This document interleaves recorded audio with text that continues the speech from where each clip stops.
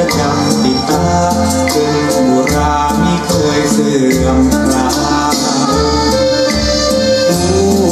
เวียงพินคือพินสุดงามสวยอยู่บอกเคยเสื่อมจางเรื่องรามซึ้งใจบอกว่าน้ำใสเด่นมองเห็นจนพื้นหาดทรายปลาน้อยแพร่ฟุ้งกระจายอยู่ในทาราน่าชมช่างพาฝันงามดันชวนฉันชื่นชม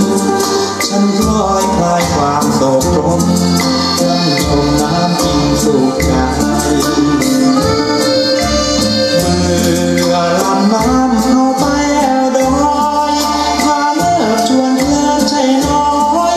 แอวดอยแสนเพลินกระไรมีน้ำตกและนกบินร้องก้องไพรยินเสียงมันแล้วสุขใจสุขใดบ่มีเปรียบปาน